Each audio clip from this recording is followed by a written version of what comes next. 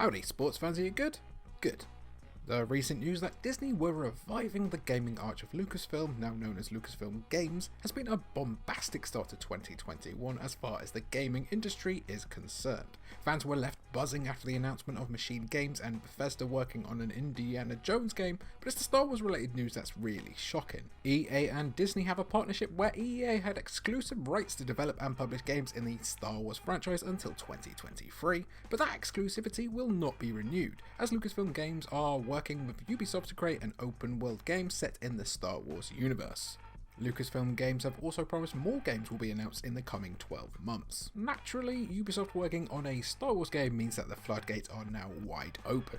Lucasfilm Games themselves have said that various developers are knocking on their door with their own pitches, and we have a few of them our own we'd like to put out there into the universe. Here are some potential Star Wars games that we might see in the future. Some are original, some are sequels, but they're all our ideas, so we'd like credit if you're going to make them. Thanks Lucasfilm Games.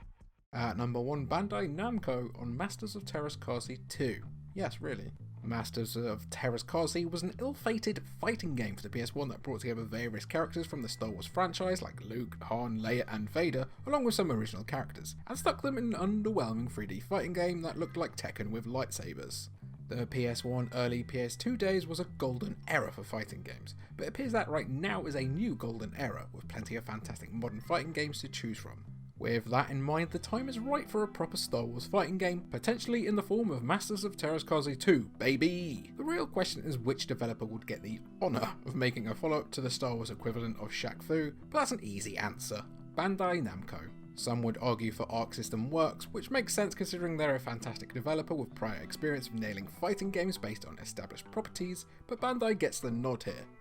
First off, if Teras was a rip-off of Tekken, and it was considering Teras is Finnish for Steel Fist, which is pretty similar to Tekken's King of Iron Fist tournament, that's a lot of fisting, why not just hand the sequel over to Tekken's developers and just opt for authenticity? Secondly, Bandai has experience with Star Wars and fighting games already, as Vader, Yoda and the Force Unleashed Starkiller appeared in Soul Calibur 4. Yes, they were weird cameos, but if they're the prototype for a Star Wars fighting game, give it to us, even if Yoda is a cheap little bastard. Number 2, how about Ubisoft with Force Honor, eh?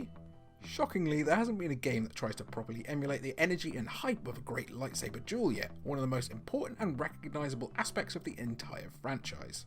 VR games like Vader Immortal have given it a go, but VR is such a restrictive platform to enter that not enough people can experience it. We need a real mainstream attempt here, and Ubisoft have a good template ready to go. For Honor.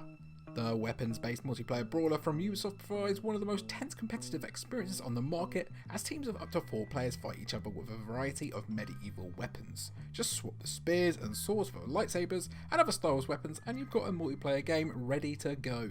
Of course, the process is going to be a little more complicated than just going and plopping For Honor in the Death Star, but there's the makings of an interesting multiplayer game here. The force powers and abilities for each character could give this game an added layer that distinguishes it from the source material, and different characters would allow for various moves and stances.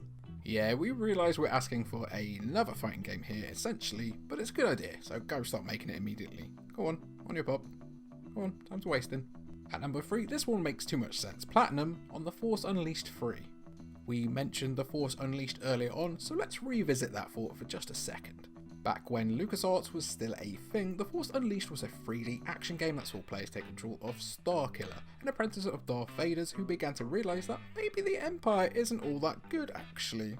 Or maybe he thought it was pretty great, actually, it's pretty cool. Very nice outfits, very nice. The Force Unleashed came out at a time when everyone loved binary moral choices. The sequel turned the action up to 11 with an improved Euphoria engine, better combat and the game's finished. 4 hours in, on a cliffhanger. Oh, for God's sake. Well, at least we'll always have The Force Unleashed 3. No. The third game in the series never materialised as LucasArts was disbanded. The extended universe was declared non-canon and Starkiller became that weird base in The Force Awakens. Still, we'd love a conclusion to the trilogy, non-canon or not, even if just for the sake of closure, and right now no one is doing 3D character action better than Platinum Games. With huge sci-fi games like Metal Gear Rising, Astral Chain and Nier Automata, Platinum would certainly have the chops to do a game like The Force Unleashed 3 justice.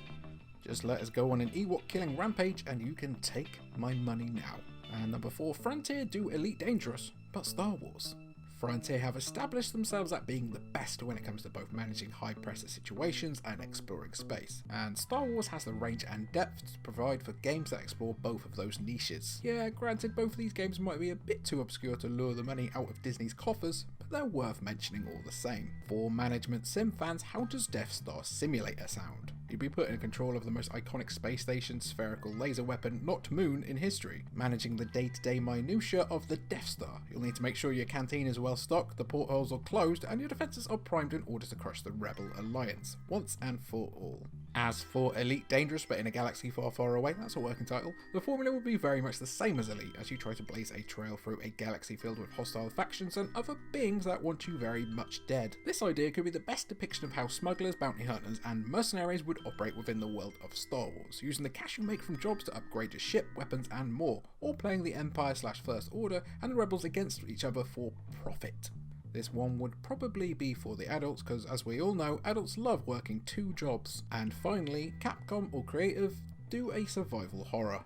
Speaking of one for the adults, here's a left field idea. To us, Darth Vader would make the perfect horror movie villain, basically like Jason X, but better. The slow, lumbering pace, the heavy, filtered breathing signalling he's near, and the frankly obscene levels of power he showcases in the ending of Rogue One prove that he's a nigh unkillable badass. So then, here's the pitch. You control a rebel spy who's part of a strike team that's managed to infiltrate an Empire base to try and steal some of the Empire's plans and secrets. Intel was bad, Darth Vader is here, and he's picking off your crew one by one. Using your stealth skills and technological know-how, you've got to survive against a superior foe until you can escape. As for developers, we have 2 in mind. For a more action-oriented experience, Capcom would be perfect. Vader could be like a Jack Baker-esque antagonist, bursting through the walls and refusing to die despite everything you throw at him. As for the stealth approach, Creative Assembly's work on Alien Isolation proved that they know how to create intense horror as you try to outwit and outmaneuver a smart opponent in the form of the Xenomorph. Look, we're not saying that Vader will be crawling out of vents anytime soon, but there's room in this idea for some exploration. How about Vader jumping in through the window like them dogs in Resi? My pants are already brown. So those are some obviously very serious suggestions we have for the next Star Wars games we'd like to see. What would you like to see? Star Wars Bounty Hunter 2 developed by Arcane? Or I don't know, Star Wars Soccer? Anything's up for grabs. Let me know what you think down below. And thank you for watching.